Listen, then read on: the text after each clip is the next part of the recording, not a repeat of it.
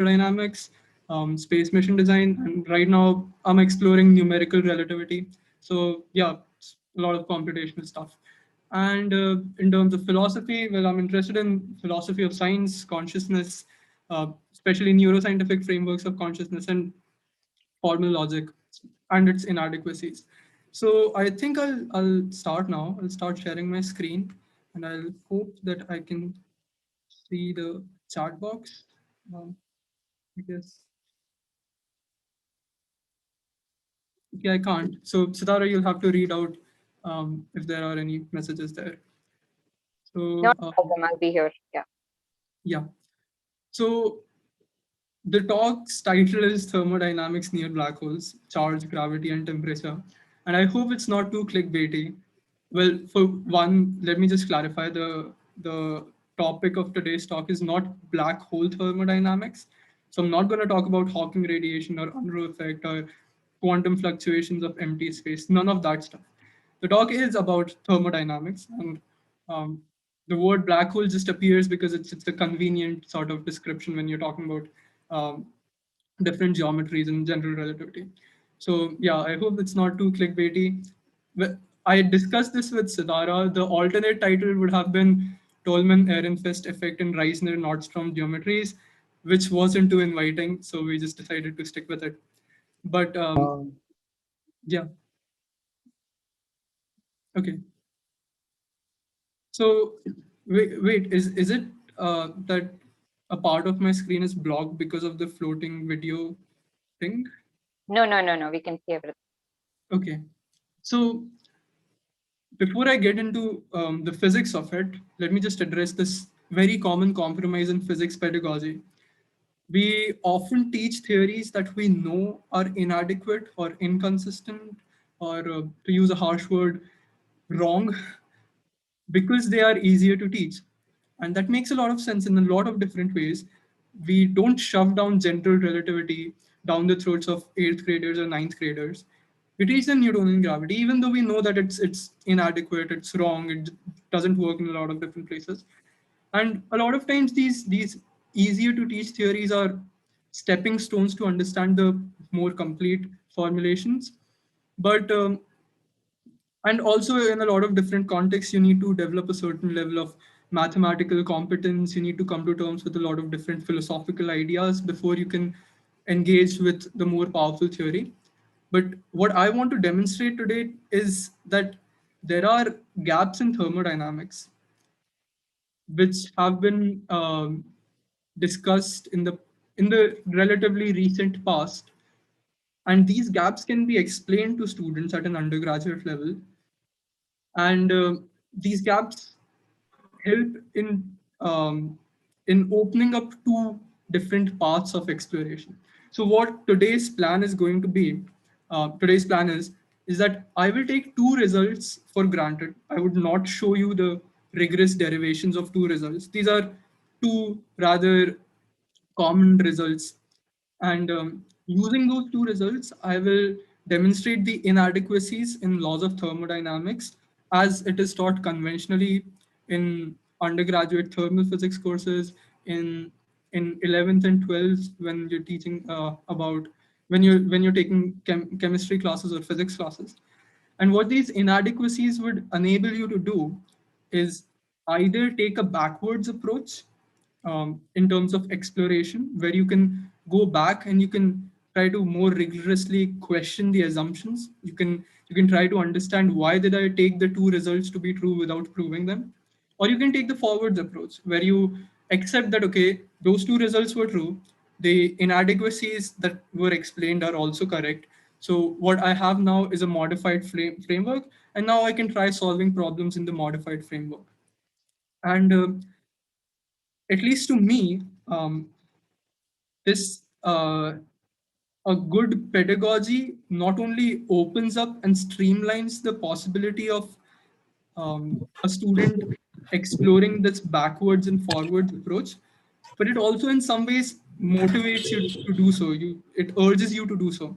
So I hope the way I'm going to present things, it will enable you to, it will want you to either take the backwards approach or the forwards approach and explore the field in in some more detail.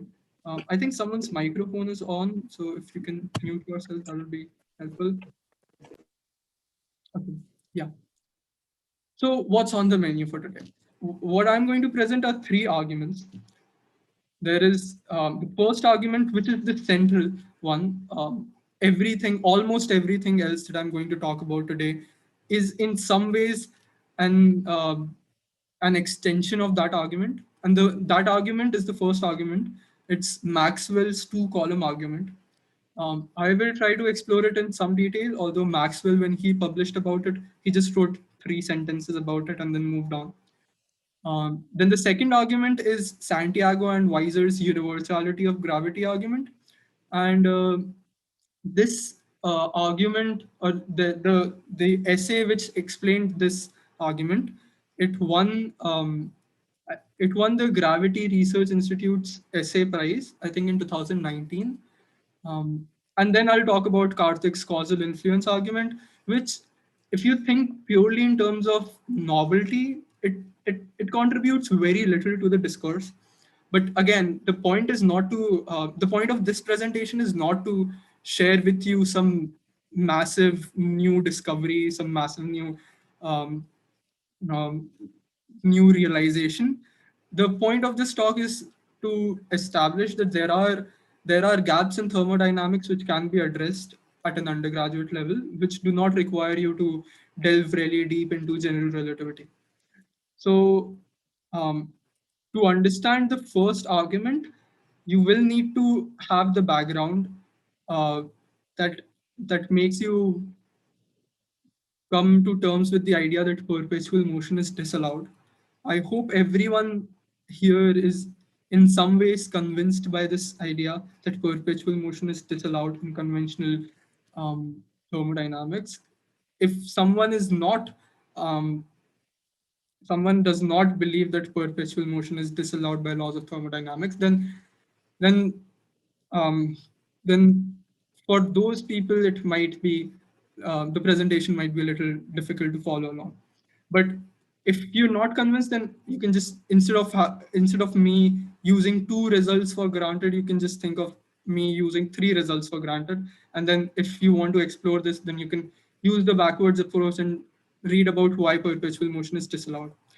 The second argument requires you to come to terms with the idea that uh, okay, there is a typographical error here.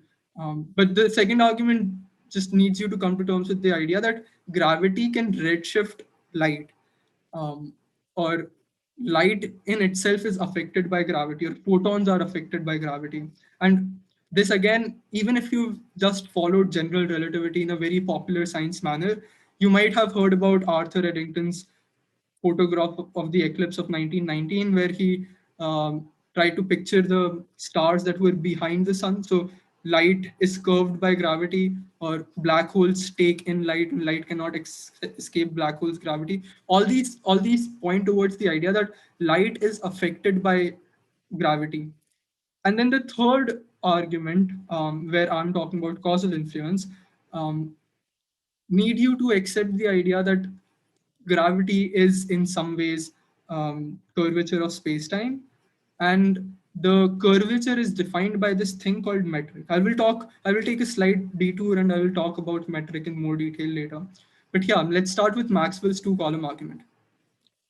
So what Maxwell tried to establish using the two-column argument is that if two things are at thermal equilibrium, or let me put this more generally, that temperature gradients do not exist at thermal equilibrium, which again makes sense. Like, you would expect if something is at thermal equilibrium, then the temperature at all its points is spatially and temporally constant. Like, there is no gradient that exists there.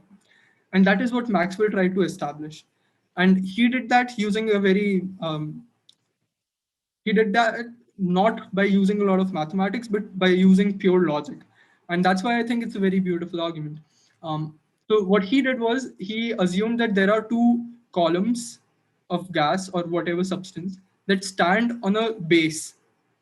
Okay, the temperature of the base is TB, and the base is in thermal equilibrium with the base of the two columns as well. And yeah, and the base is in thermal equilibrium with both the two columns as base, and the base is also conducting, like it conducts heat. And now you just assume that okay, maybe there exists some temperature gradient. So in the column one, the gradient is defined by T1 of Z. Z is this direction, so the base would be T1 of 0. um, so yeah, the temperature is characterized by a function of height. That is what you're assuming. That is what it means for a gradient to exist, right?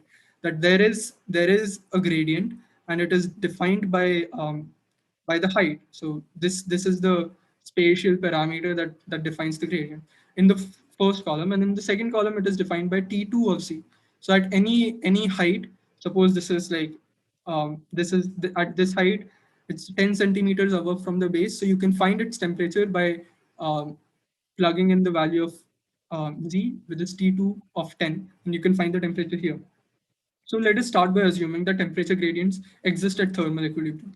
And yeah, okay, this entire system is at thermal equilibrium, and by that I mean that um, the system does not evolve with time anymore. Like if you were to let this system sit like that, it would stay like that till the end of time. Um, quote unquote till the end of time. So yeah, let's start by assuming the opposite. Let's start by assuming that there is some temperature gradient that exists at thermal equilibrium. What happens then?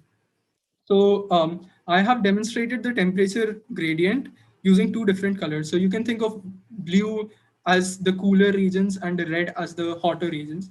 As you can see, the base is at thermal equilibrium with all of with both the base of column one and the base of column two. And if there is any point where um, the temperature of column one is not equal to the temperature of column two, if there is any height at which this condition holds true, then what you can essentially do is create a perpetual motion engine. And I will try to make this intuitive. Um, so yeah, here, suppose this is some height z where just a second. Can you see my cursor? Like if I move my cursor, can you see it? Yes, Yeah, yes, we yeah. can. Okay. Yeah. So suppose there is some height where the temperature between the two columns is not equal, where the gradient, if the gradient is not equal, then there must be some height where the temperature is not equal, right? So what you can essentially do is you can maybe have a conducting rod that connects that point to the other point, and then what will happen is that because this side is hotter, it will the heat will start moving towards the other column, and because you're pouring in heat in the other column, the temperature of the entire column will start rising, right? And because you're pouring in more heat, the temperature will start rising, the heat will start dissipating in both the directions, and the temperature of the base will start rising as well, because heat has been transferred from this column into this column. And because the temperature at the base has risen, the heat will get transferred from the base of column 2 to the conducting surface on which both the columns stand. And then because now the conducting surface is hotter than the base of column 1, the heat will get transferred again to column 1. And then this will should keep happening, because now if you have poured in heat in column 1, that point where the conducting rod was attached, that should also get heated up, which means that the heat should flow again to column 2. And this should keep happening, this should keep happening, and that is in strong violation with Carthy-Dewey's statement of the second law. And you don't need to know Carthy-Dewey's statement. What you need to know is that this is perpetual motion, and uttering that there is a mechanism for perpetual motion is like the cardinal sin in physics.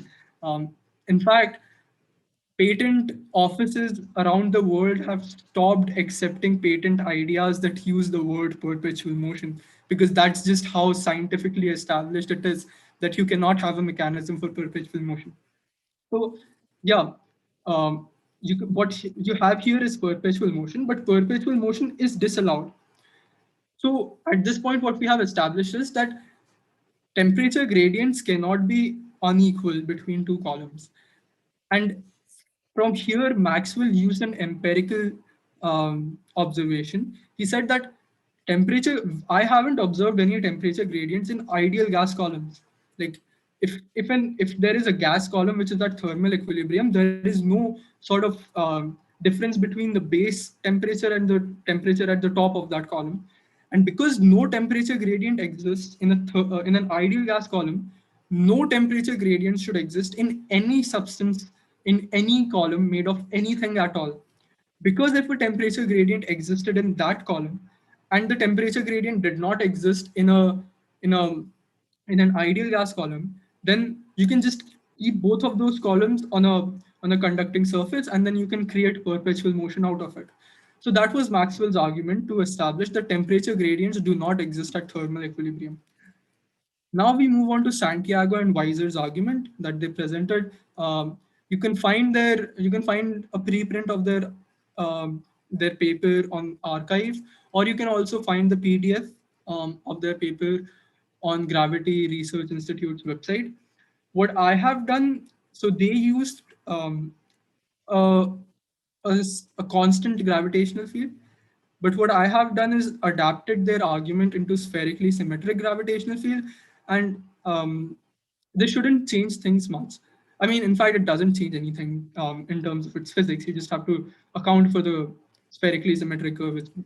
Okay, what I am saying is that what I'm going to present is not word to word what Santiago and Weiser did in their paper. So um,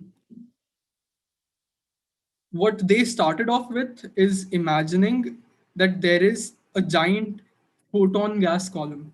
Okay, you can have a photon gas column if that is something that you're hearing for the first time. You can read up on cavity radiation. You can read up on photon pressure. There is a thing called photon gas. ते So तिकडे you can, माझं हे चालू आहे just lecture. okay, yeah. So you can have a photon gas column. It behaves like a black body. Um, and I think you're exposed, if I remember right, you're exposed to the idea of a black body, I think in 11th 12th as well, and definitely once you're doing your undergraduate physics. So imagine that there is a photon gas column that is in orbit, um, and there is some distant observer observing the two ends of the photon gas column. And I have kept this photon gas column offset in the radial direction. So you can observe that one end of the photon gas column is closer to the surface, closer to the center of mass of this massive body, and the other end is further away. There is some chart. Okay. Yeah. So one end is closer and the other end is further away. And there is some distant observer who's observing the photons coming. So imagine that there is some small window or something from which photons can escape. And then this observer is observing the two ends of this photon gas column. And what the observer has concluded is that the photon gas column is in thermal equilibrium. And thermal equilibrium in the conventional sense that anywhere you look in the photon gas column, the temperature is the same. And the temperature is also not evolving with time. And now people might come up and say, okay, what about the Doppler shift? What about all that? Those are all things that you can mathematically account for. The stripped down version that is required for the argument is that there is a photon gas column. There is a distant observer observing the photon gas column. The distant observer concludes that the photon gas column is in thermal equilibrium. Okay. Now, what you need to know or what you need to accept is that photons lose energy as they climb gravity wells. And this can be derived purely from mass energy equivalence, which is a consequence of special relativity. So you don't even have to get into general relativity right now. E equals mc square can be derived from special relativity. And once you have the idea that okay, E equals mc square, then you can sort of you can derive the gravitational redshift that the photons will experience. So I'm not going through the proof. It is rather elementary. You can go through the proof if you are if you're just interested in it. And I would recommend Sean Carroll's Space-Time and Geometry if you wanna look into it. So yeah, as I said, Santiago and Viser used flat space-time. I'm using spherically symmetric space-time, and you can derive that in a spherically symmetric space-time, the redshift is is governed by this factor. So lambda O is the wavelength that the distant observer observes. Lambda E is the wavelength at which the photon was emitted from the photon gas column. And then this is the factor that defines how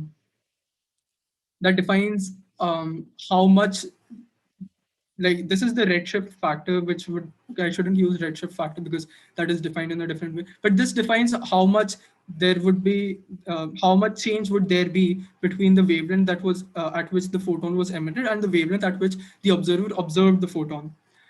So and again, this is a proof, like this expression stands for observer at infinity. So you have to assume that the observer is a distant observer. And I hope that people have been exposed to Wien's displacement law.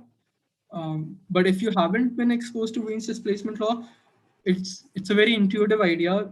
It is derived from the expression for Planck's um, spectral distribution, the black body curve. And what it says is this, that so if you look at a black body and if you look at the spectral curve of the black body, the curve peaks at certain wavelength. So the intensity of light coming from a self-luminous black body peaks at a certain point, and that wavelength where the intensity is maximum multiplied by the temperature of that body is constant. And from here comes all these other ideas that, okay, hotter substances, like when something is hotter, its wavelength is shorter. When something is cooler, its wavelength is longer. Cosmic microwave background radiation is in the range of 3 Kelvin or something, which is very cold, and that's why its wavelength has been redshifted all the way to microwave region. So from Wien's displacement law, you can associate the wavelength at which the intensity is peaking with the temperature at that point. So you can, that is how astronomers find the temperatures of stars, by looking at the light, right? You can't have a thermometer or anything in the stars. So you use Wien's displacement law to calculate the temperature, and because you know the wavelengths, you know the relation between the wavelengths, then you can know the relation between the temperatures as well. So the temperature at which the photon was emitted is equal to the temperature that the observer observes by this factor, root 1 minus 2 gm by c square upon r. And now already you should have some skepticism about how can one thing have two temperatures associated with it, because like the zeroth law of thermodynamics states the definition of temperature, but that states the definition of temperature of only one temperature. How are we like going to reconcile with the existence of two temperatures of the same body? And these are all questions I want you to keep at the back of your mind. In the next 2 or 3 slides, what we will establish, those facts will directly challenge two laws of thermodynamics. And I will ask you people if you can figure out which laws of thermodynamics are have to be dragged to the jury and re-questioned again. So what you have right now is an expression that associates the temperature that the observer observes and the temperature at which the photon was emitted. And we have already assumed that, so from empirical data, what we know is that the temperature that the observer observes is constant throughout this thing. So this is something that we have empirically established, that the temperature observed by a distant observer is constant throughout the photon gas column. Now, let me just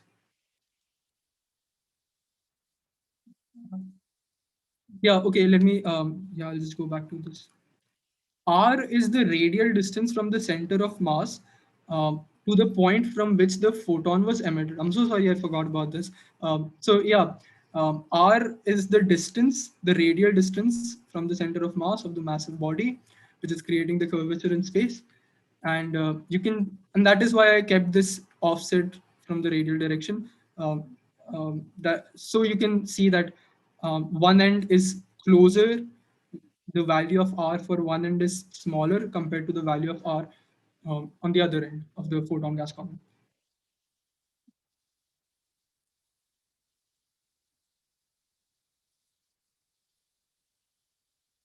Uh, yeah, yeah. The r has nothing to do with the distance to the observer. R has only to do with the distance from which from the point from where the photon was emitted. Now, sorry for this like word vomit sort of a thing, but if I don't want to like um, I don't want to just improvise the argument here because that might just lead to more confusion. So I'll just read out from the slide that in our hypothetical scenario, however, different sections of the photon gas column are clearly at different distances from the center of the massive body. This means one end of the column should experience a larger redshift than the other end, and this redshift should be reflected in the black body curve recorded by the observer. Thus, instead of seeing a constant spectral distribution throughout the column, the observer should be seeing the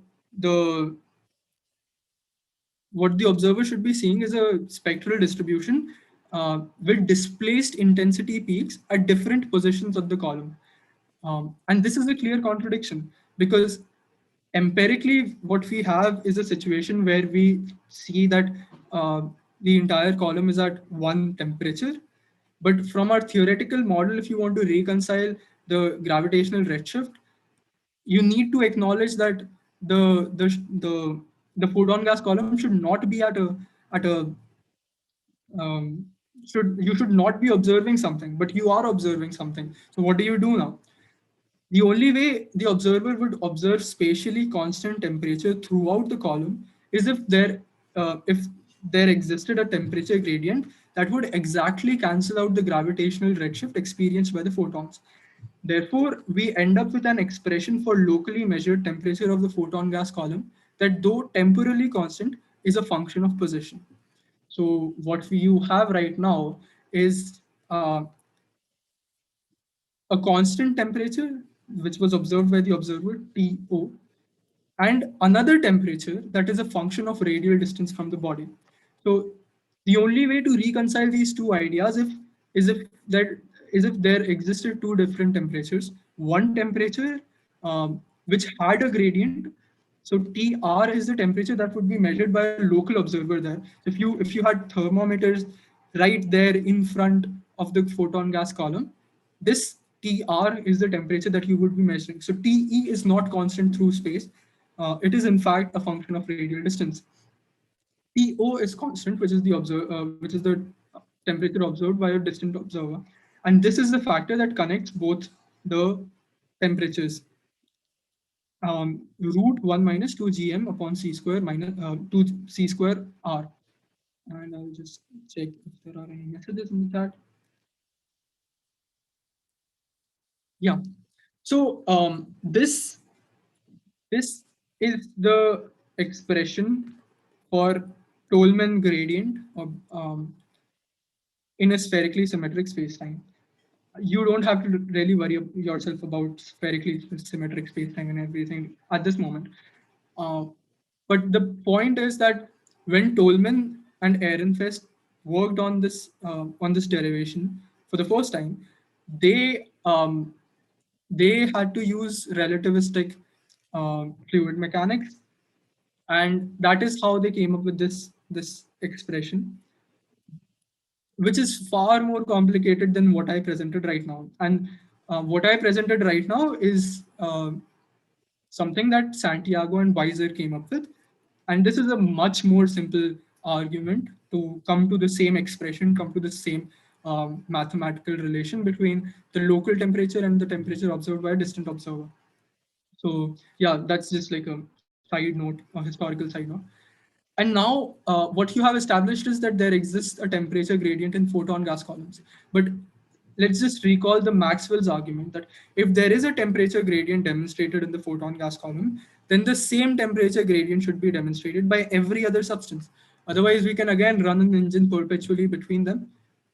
So if hypothetically, if this turned out to be something only specific to photon gas columns and it's not something demonstrated by other substances, other columns, then using the same exact same argument that Maxwell presented, you can run an engine perpetually between them. And that is something that is disallowed. So the only way to reconcile Santiago and Viser's argument and Maxwell's argument is by acknowledging that this expression that we just came up with, this expression regulates and governs the temperature gradients in all substances. And this is how Santiago and Viser, this is the title of their essay. It's called Universality of Gravity. So this is how Santiago and Viser established that gravity is a universal force. Because if there was any particle that did not interact with gravity, then there would be no causal influence of gravity over that particle, and you can create a column using that particle which did not interact with gravity, and then you can run a perpetual motion engine between them. And it also makes intuitive sense if you treat gravity as curvature of space-time rather than something that is dependent on the material. Um, and I wouldn't stress too hard on this intuition just yet, but if you have some experience with general relativity, then this would make intuitive sense to you that okay, if photons are behaving in some way in a specific space-time geometry, then everything else should also behave in the same way in that specific space-time geometry. So that was the first part of Santiago and Viser's argument. And I will just quickly put forward the second part of Santiago and Viser's argument, and that should mark the midpoint of my presentation. And I don't know how I'm doing on time. Oh, okay, I'm doing all right, I guess. So after I've presented the second part of Santiago and Viser's argument, I'll take a break, and if there are any questions, we'll address those. So Santiago and Viser's argument demonstrated that there exists a temperature gradient which is caused by gravity. But what about other forces? Can electromagnetic force create a temperature gradient at thermal equilibrium? So again, as was the case with previous arguments, let's just start by assuming that they do exist. That suppose if there are two, that okay, if you subject a, an object which is at thermal equilibrium to an electric field, it will develop a temperature gradient at thermal equilibrium. Let's just start by assuming that. What happens then? And this again is a part of Santiago and Weiss's argument, and this is this is closer to how their gravity argument was to they used a constant um, they used a constant gravitational field instead of using a spherically symmetric field. So, okay, now just imagine that there is a column of electron gas. Again, if electron gas sounds like something that doesn't make sense to you, you can explore these ideas: electron gas, neutron gas, photon gas. These are all fairly common ideas in thermodynamics, which you are already taught in an undergraduate physics level. So I'm not stressing too much on them. So suppose there is a column of electron gas, and you have subjected it to an electric field E, and the electron gas column has developed some sort of temperature gradient at thermal equilibrium, T1 of Z.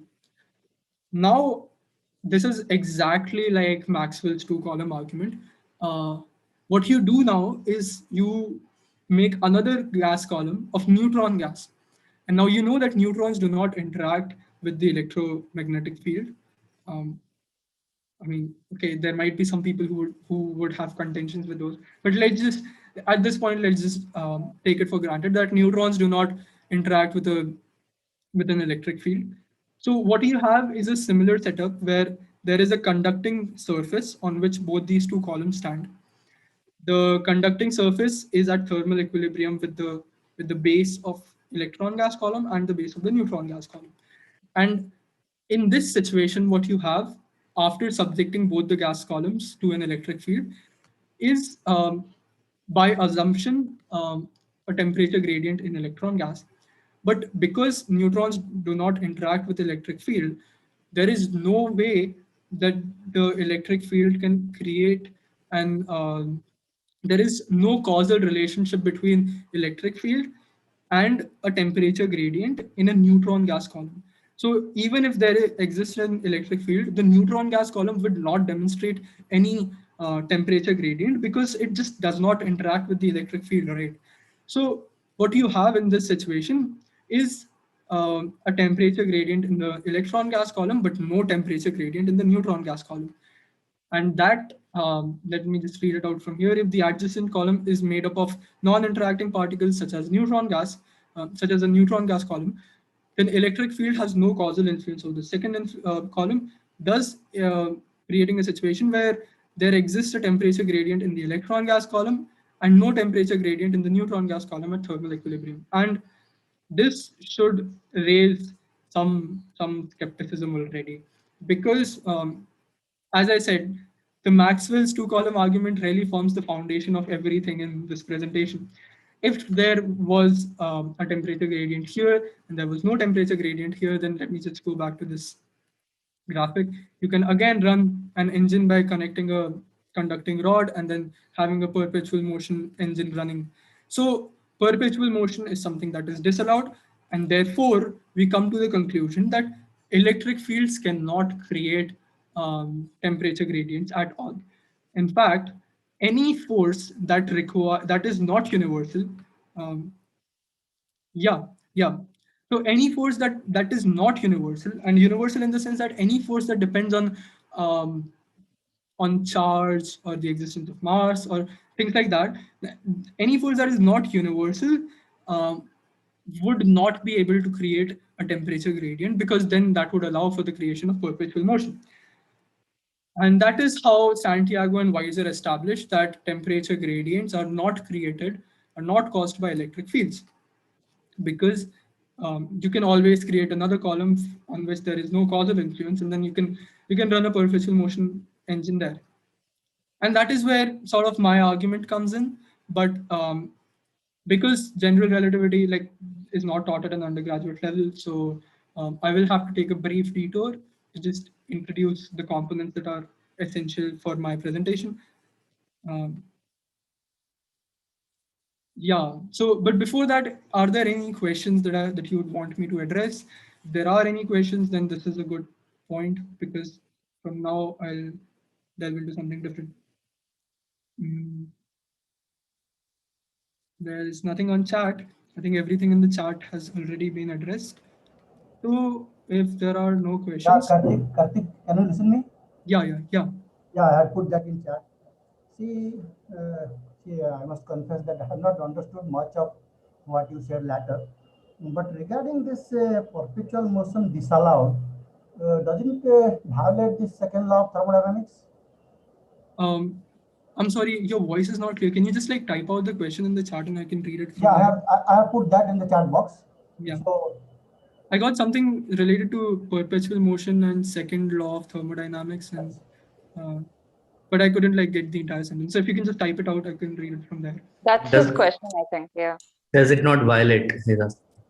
Yeah, exactly. So all that we have tried to do until this point in the presentation, all the results that we've come up with, um, are results that we have tried to tune in a way that in which we cannot create perpetual motion, in which we are disallowing perpetual motion. So for example, here, by claiming that electric fields do not cause temperature gradients, we come to that conclusion because we want to disallow perpetual motion. And yeah, so again, this perpetual motion is something not allowed by temperature gradients, but temperature gradients are required to disallow perpetual motion in some situations. So I hope that clarifies. I guess if it doesn't, then I mean, you can raise the question again towards the end of the presentation. There is also an accompanying document to this entire thing, which goes in far more detail. Um, and if there are any questions, you can also if you just want to, are you able to listen me now? yeah, it's better, yeah. Yeah. See, before we come to the space-time of GR. See, Yeah. this perpetual motion, allowing perpetual motion, that concept gives rise to the basic concept of time from the Boltzmann equation. So, Yeah. unless you have this perpetual motion, then the standard Boltzmann equation doesn't hold good, and Hmm. then you lose the concept of time that we know. So I was just wondering whether this violates the second law of thermodynamics, that is increasing entropy. So any system, anywhere, if you disallow perpetual movement, then you have actually entropy is not increasing. And so that's why we don't have a concept of time. That's what we understand. Am I clear? Yeah, and thank you so much for your comment. But the thing is, what I am trying to also argue towards is that the second law of thermodynamics isn't that fundamental as people think it is.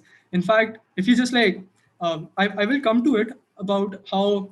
So I'm not saying that entropy does not increase over time. I'm not saying that the notion of time needs to be dismantled. What I am saying is that there are certain corrections that you need to accommodate within the laws of thermodynamics that are taught at an undergraduate level. And I think that this will become more clear as I move forward in the presentation. I mean, um, Thank you, thank you, thank you. yeah, these are ideas that are already hinted towards, but I will make them more explicit towards the end of the presentation. So yeah, before if there are any other questions, I'll address those, and otherwise I'll start with the section.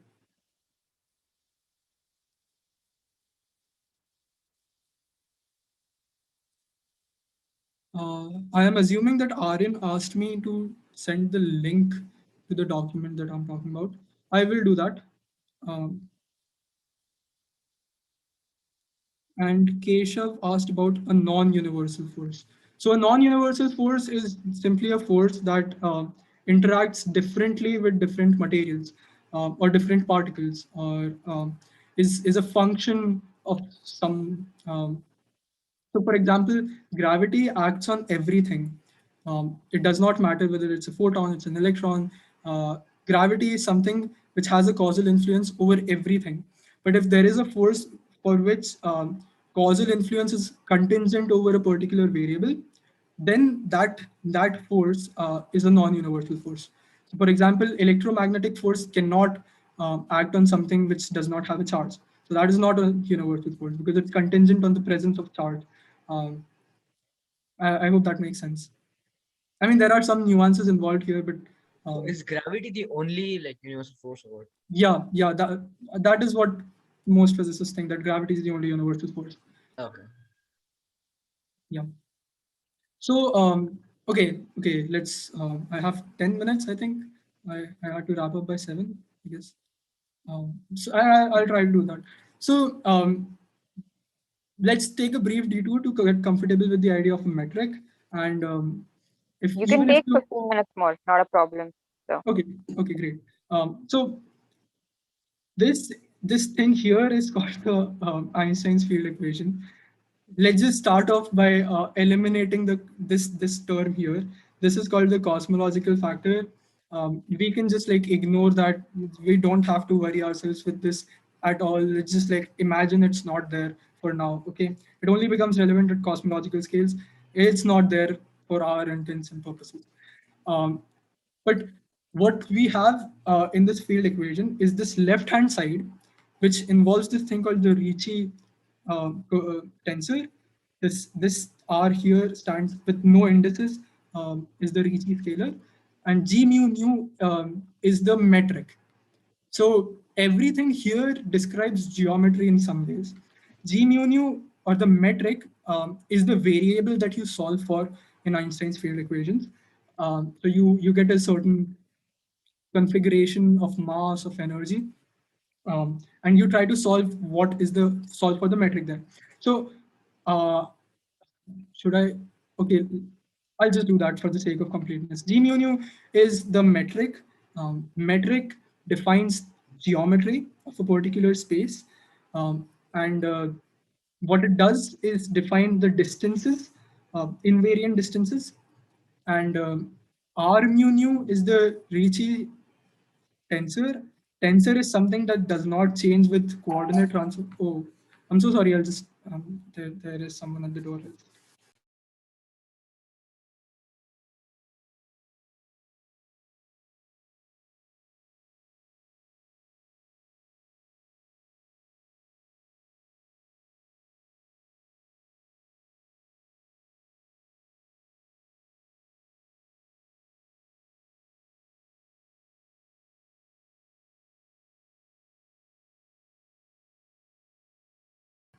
Yeah, I'm sorry about that. So, okay, this is a rabbit hole. Ricci tensor is the contraction of this thing called Riemann curvature tensor. And what Riemann curvature tensor is this tensor which is made up of metric, some operations of the metric, and it tells you if the space is curved or not. That is in its name. It's the curvature tensor. And but the left hand side is all geometry, and right hand side is all physical stuff. So T mu nu, these are all constants. These are all universal constants. G is just the universal constant for gravity. Universal gravitational constant. C is the speed of light. And T mu nu here is the stress and momentum energy tensor, energy momentum tensor, whatever you call it. And this is a tensor which is made up of distributions of mass, distributions of momentum, distributions of energy. It accounts for all of those things. So on the right hand side, you have all the energy and momentum and mass and everything. And on the left hand side, you have all the stuff related to geometry. So that this is a 2-minute breakdown of Einstein's field equations. And mu nu are indices that range from t to xyz or whatever coordinate system you're using. So these have 4 values, and this you can just like plug in the different values for mu and nu. Okay, I'll just move on now. So yeah, G mu nu is the metric that defines the geometry of the space. And what metric helps in also defining is the line element. So ds square is the line element here. And this entire thing, which looks very weird, is essentially not very different from Pythagoras' theorem. So you can already see some sort of correspondence because there is a squared on one side and there are squared on the other sides. But the only thing that messes that creates all the complications in special relativity and general relativity is one, the curvature, and then the negative sign here, that the square can be a negative thing. So anyway, the metric helps in defining this thing called the line element, and different arrangements of energy and momentum on the right hand side can lead to different solutions for metric on the left hand side. So the simplest one is the Schwarzschild geometry, which is just a spherically symmetric, non-rotating it describes a spherically symmetric non-rotating black hole. I mean, it describes spherically symmetric non-rotating any body, but the most spherically symmetric bodies that we know of are black holes. So you can think of Schwarzschild geometry as something that describes the space around a spherically symmetric black hole, which is not rotating and it's not charged. And RS here is just 2 gm by c square. It's called the Schwarzschild radius. It's named after the dude who came up with the solution. Then there is the other geometry. It's called the Reisner-Nordstrom geometry, for which the line element is defined by this equation here. And this equation here, we are using this capital delta parameter, which is defined as this 1 minus Schwarzschild radius upon r plus rq square upon r square. And rq is a line element that is defined by, it's a characteristic, it's not a line element, it's a characteristic length defined by the charge of the black hole. So what Reisner-Nordstrom geometry tries to describe is the space around a black hole, which is spherically symmetric, but it also has a certain charge on it, which giving a charge to a black hole is not very difficult. Like you just have to send a charged body to a black hole. You can just like pour in neutrons, which are not balanced, and because of conservation of charge, you'll have to think of the black hole to also have some charge. I'm waving. I'm talking about these things in a very hand wavy situation, but that's kind of the point. Like at this stage, to follow along my argument, all you have to understand is that there is a difference between Schwarzschild geometry and Reisner-Nordstrom geometry. If you just notice here that if I plug in Q is equal to 0, then the entire RQ term becomes 0. And then this delta term becomes equal to the coefficient of the dt square term here in Schwarzschild geometry. So this again is coherent in some ways, that if a Reisner-Nordstrom black hole has 0 charge, then it's nothing but the Schwarzschild black hole. But if it starts gaining some charge, then the geometry of the space also changes. There is also the R square parameter, which means that that it decays faster, and that it decays faster. The influence decays faster as you start moving away from the center. But yeah, these are the two things that you need to like keep in mind, that a charged black hole creates a space-time geometry which is different from a black hole which is not charged. Now, just recall Maxwell's equation. And this time I'm referring to Maxwell's because of his work in electrodynamics. And Maxwell's equations for electric field are this, that the divergence of E is equal to rho upon epsilon naught, and the curl of electric field is dB over dt, so minus dB over dt. And what this implies is that to have an electric field, either you need to have source charges, or you need to have a changing magnetic field. And also, just as a side note, that you can also put some magnetic charge on the black hole, like Reisner-Nordstrom geometry in its complete expanded form also accommodates for magnetic charge of the black hole. But because there are no magnetic monopoles, this is something that's ignored. So to have an electric field in the first place, what you need to do is you either need to have a source charge density, or you need to have a changing magnetic field. And Tolman gradient for static spacetime is defined as T0 upon minus GTT as a function of space. So minus GTT here uh, is the parameter in the metric. T is the, so if you look here, mu and nu are indices. If you plug in T and T, you will get a component. And GTT in the case of Schwarzschild geometry is 1 minus Rs upon R, and Rs is just 2 gm over c square. And if you go all the way back to when I was discussing Santiago and Viser's argument, then what you will see there is that this is 1 minus 2 gm over c square r, and this exactly is the configuration of a Schwarzschild geometry. Because this is the GTT term there. So and now, because we're working under the static space-time, we do not have things that are evolving over time. So anything that involves the partial derivatives with respect to t just goes to 0. So you cannot have changing magnetic fields in a static space-time. What you can have is a source charge. But if there is a source charge, then it becomes different from Schwarzschild geometry, and it turns into a Reisner-Nordstrom geometry, because you have to account for the presence of charge as well.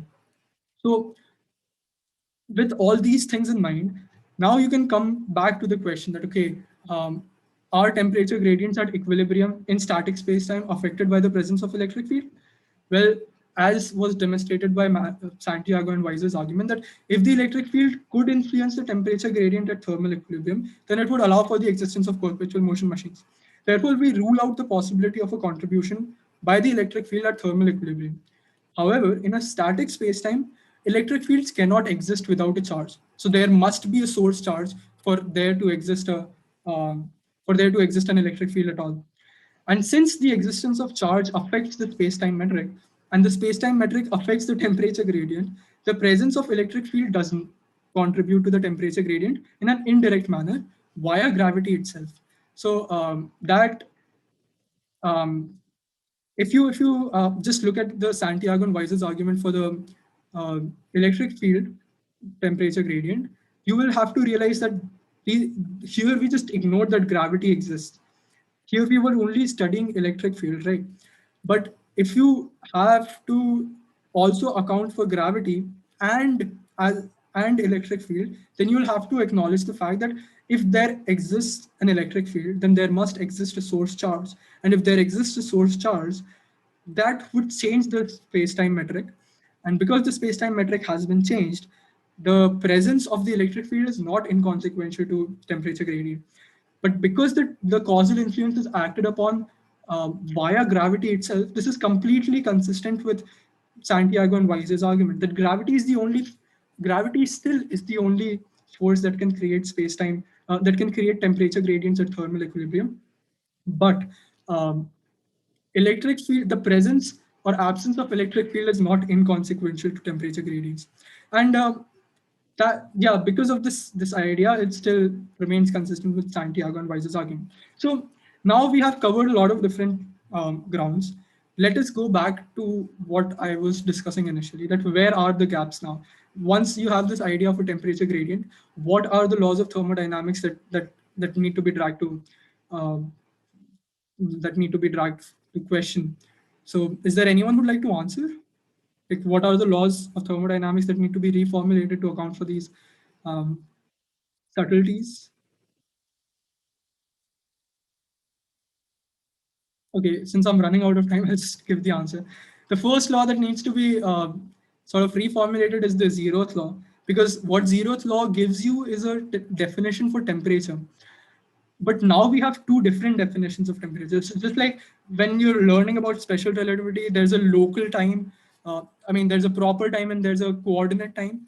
So you have to account for the subtleties between the difference in the two time measurements. The same is the case here, because now we have two different definitions of time. So the zeroth law that is taught conventionally needs to be reformulated. There is a gap there. And so is the second law, because if you just like, if there exists a temperature gradient at thermal equilibrium, then what that essentially means is, um, if you just look at the situation here, that there is a temperature gradient here. This is a hotter region, this is a colder region. And if you just like look at the second law of thermodynamics, the way it's conventionally taught, we we would assume that over time, the heat from this side would flow towards the cooler side until it reaches the maximum entropy state. And when it's in maximum entropy, um, it's all homogeneous. Everything has been mixed up, which is like, you can think of this in various different formulations of entropy. You can think of this as in the statistical mechanics formulation, the Boltzmann formulation, Shannon's formulation. But the point here is that this is at thermal equilibrium, which means that it's not evolving over time. So there is heat which is existing in all clumped up in one side, and there is a cooler region in the body, but the heat is not flowing from the hotter region to the cooler region, which is what you should expect from the conventional second law. So it needs to accommodate whatever is the reformulation of the second law.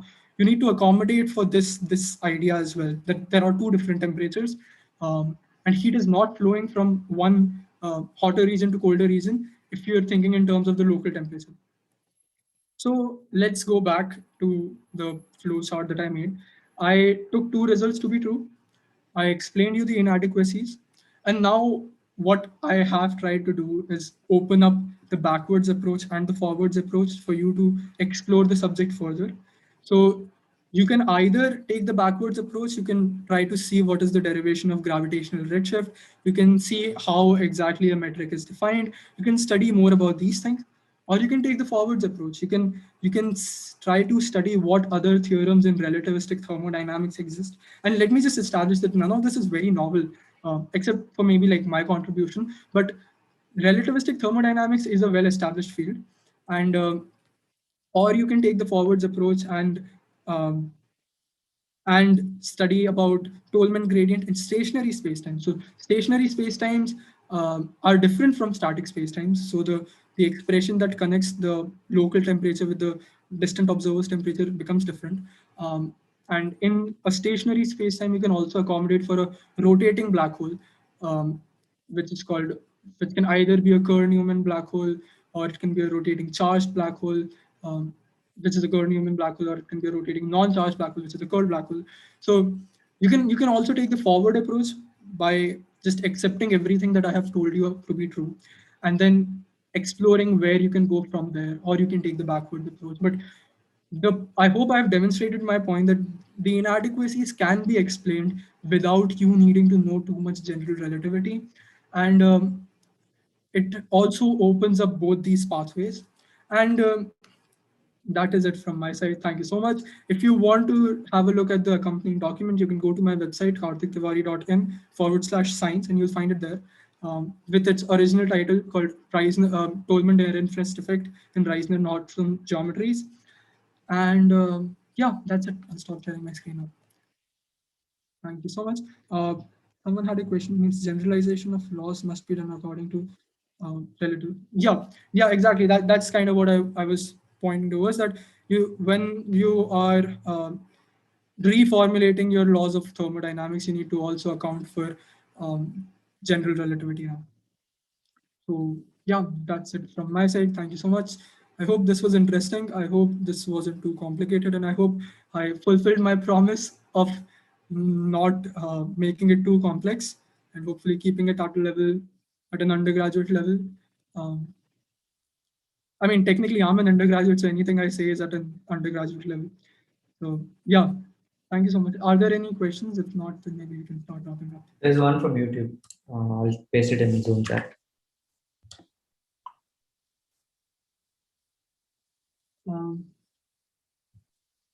The thermal video in the first column due to the energy from electric field. Like there can be energy transfer from the electric field, but not violet in the second column. So Yash Ram Sindani had a question, and he was saying that we can accommodate for the temperature gradient by, I don't know, manipulating the energy transfers between the electric field and the electron gas. And maybe you can come up with all those things. Maybe you can create a mathematical formulation for that, but that still leaves the question open, that if you have a temperature gradient in an electron gas column, then you can create another neutron gas column for which there would be no temperature gradient caused by the electric field directly. And if this mismatch, this inequality exists, then you can just run a perpetual motion machine, which shouldn't be allowed. And now one interesting and sort of confusing, mind-bending thing to think about is that perpetual motion was disallowed as a consequence of the second law of thermodynamics. But now the second law of thermodynamics itself is in question. So are there any logical leaps? Were my arguments circular? Were any of these arguments circular? So these might again be questions that you might want to explore. Someone asked, do you think this generalization should be done from high school? So in 12th grade, well, at least when I did my 12th, we were taught special relativity, maybe not like tensor calculus, maybe not electromagnetism in the light of special relativity, but we were exposed to the ideas of special relativity. So I think if you take one class, a 140-minute class, you can at least come up to the Santiago Viser argument, if not my argument. My argument maybe you should reserve for an undergraduate class. What is the better way to explain empty space without particles?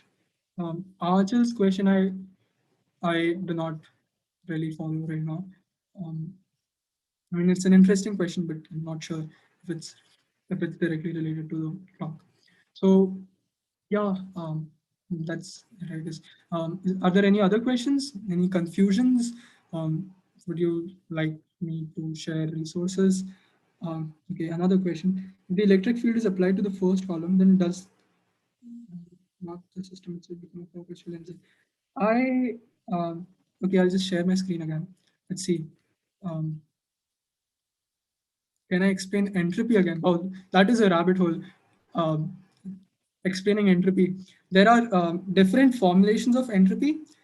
There is the idea of thermodynamic entropy. There is also the statistical interpretation of entropy in terms of probabilities. There's also the information formulation of entropy. So, but what if I have to explain entropy in the 2 minutes that I have left, I would say that uh, I genuinely don't think that I can do justice to explanations of entropy properly. I mean, I can say that it's a measure of chaos and order and blah blah blah, the pop sciencey stuff, but that really would not do justice to this. So I would, if you reach out to me later, I can probably share some resources with you, which give you an intuition for entropy again. But in the 2 minutes I have left, I cannot do justice to the concept of entropy. Another question is, the concepts were interesting. How can it first? Yeah, that is kind of what my goal was, to just like inspire people to look at thermodynamics, not as a field which is like just 200 years old, something boring which is stagnant, but as something where there has been a lot of especially in terms of thermodynamics and information theory, there have been a lot of new advances in the past 50 or 60 years. So thermodynamics is a interesting field. Thermodynamics is also very closely related to cosmology and the early universe. Thermodynamics has also to do with black hole thermodynamics. So yeah, the point of the entire talk was to just get people interested in exploring things further. And if I could do that, I'd count this as a success.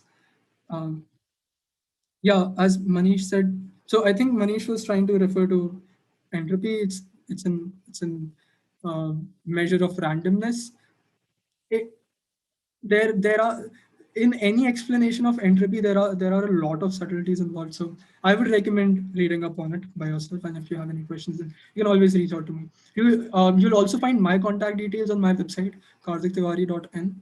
So if you have any other questions. Simran has a question regarding my summer research program, which again is not really related to the talk at hand. So I would recommend that you reach out to me after the talk. So Right. So thank you so much, Kartik. Actually, if you want to share further resources, it would be a good idea for you to just kind of take a tour of the Nakshatra Classroom server. Like all the projects are being, held over there. I think you're already a part of it. So yeah, any questions that you guys have, maybe you can put it in one channel, the lawn channel or something, and I can tag Kartik when, later when he's free. So if there are any other comments, you guys can unmute. Now would be the time. We have about 2-3 minutes left. So we have 15 minutes left. I mean, our next session is at 8 p.m., but we would like to wrap up in roughly 5 minutes more. Yeah. Okay. Okay, yeah. So if there are any questions, you can.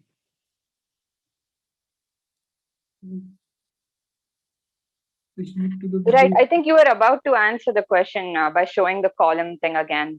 It raised the question about the perpetual motion of applying electric field. Do you want to quickly share that slide? Yeah. Yeah, there is another question about the electric field. I'll just read it and then maybe I'll address them both together. If the electric field is applied to the first column, it transfers the heat to the base, and then the temperature in neutral.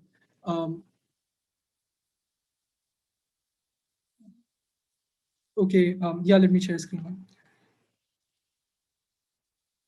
So I think there is some confusion regarding the electric field and temperature gradient argument.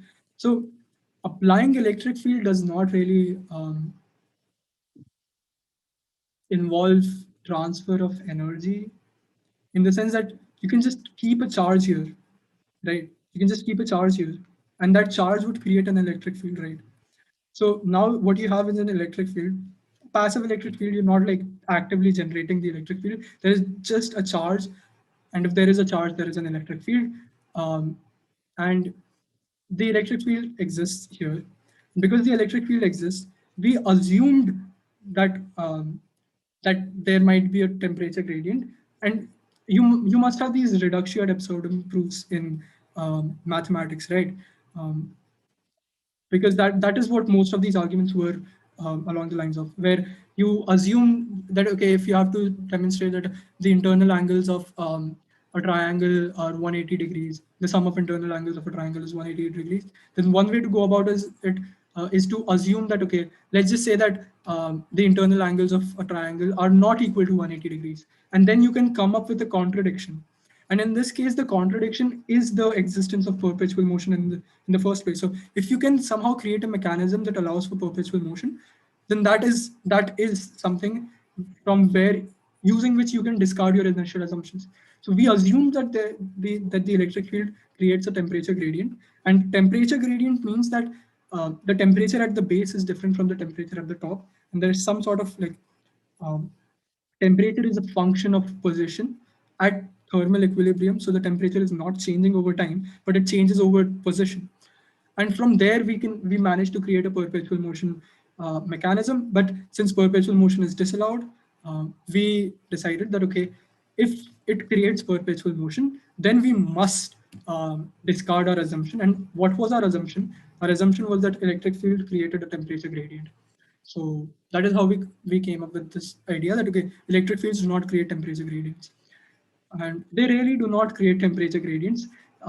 The only causal influence they have is in a very indirect manner, which I explained that, okay, if you have an electric field, then you also need to have a charge in a static spacetime. And then if you have a charge, then the geometry of the spacetime changes, blah, blah, blah. So there's another question.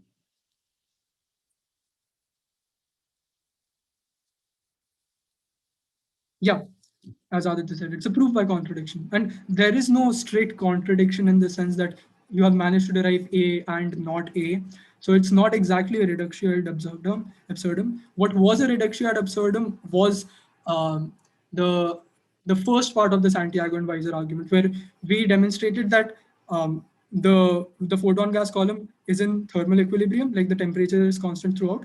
But then we also established that the temperature is not constant throughout. So that was a classical reductio ad absurdum. But the later parts were more like you created something, but then that created the possibility of the existence of perpetual motion. And because perpetual motion is disallowed in physics, why is the perpetual motion disallowed in physics? You can maybe read up on that. But because perpetual motion is disallowed in physics, you have to accept that either your arguments were wrong, or your assumptions were wrong, or you made logical leaps and things like that. So yeah, I hope that clarifies. If it doesn't clarify, then you can always just like read the document again. Some parts of it are a little confusing for sure.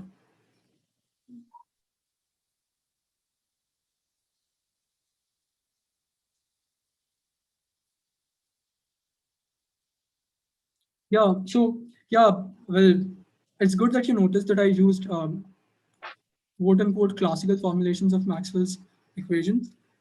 And well, classical, well, even general relativity is classical. Anything that is not quantum is classical. But the old formulation of Maxwell's equations in a Minkowski, not even in a Minkowski spacetime, in a flat spacetime, in a Euclidean spacetime, not even a spacetime, then in a Euclidean geometry. But even if you, I did not want to complicate it further by using the tensor formulation of Maxwell's equation, but the point still remains that in a static spacetime, no matter what the curvature is, no matter what the geometry is, you cannot have electric fields without there being a charge distribution. You just cannot have electric fields. So no matter what formulation of um, Maxwell's equations you use, the argument still stands. All you need to establish is that if there is an electric field in a static spacetime, then there must also be some charge somewhere. So that's all. Cool. Maybe last question. Did you actually address this one? Ashley, I think as you used Maxwell equations are valid in a flat spacetime. Yeah, Would there be any? that's what I was talking about right now. Oh, okay. Sorry, I missed that. So if there's one last question, we can address that. Electric fields basically don't have independent existence from charging. Yeah, unless you are creating the electric field from a changing magnetic field. But then since you have a changing magnetic field, the metric would evolve over time. But the metric is not allowed to evolve over time in a static spacetime. So yeah, in a static spacetime, electric fields basically do not have independent existence from charge. That is kind of what the entire argument is based on. Yeah, I guess that's it from my side. Okay, so yeah, once again, thank you so much. Those of you who are interested in kind of continuing the conversation, we can probably take it forward on chat. But one more thing is you can check out his website. It's pretty cool, and maybe you can go explore that. So you'll find a lot of more articles and stuff that he's written before, which I find pretty intriguing myself. But one request, Kartik, if you're views and opinions have evolved since last September in philosophy, and you would like to have another discussion, perhaps pretty informal this time, you're always welcome. Maybe we could do it on Clubhouse. It would be lovely to have you and have a talk about philosophy. Oh yeah, sure. Yeah, Yeah. love to do that. Yeah. Okay, cool. Thank you so much. All the very best. You've been doing a fantastic job so far. So all the best. Thank you. So a quick announcement for the people here. I think if you are, you already should have gotten a new form that you will see on your learning management system. That form is mandatory for us to be able to select you into your respective cohort categories. So please fill that by tomorrow, 4 p.m. I think is the deadline. And we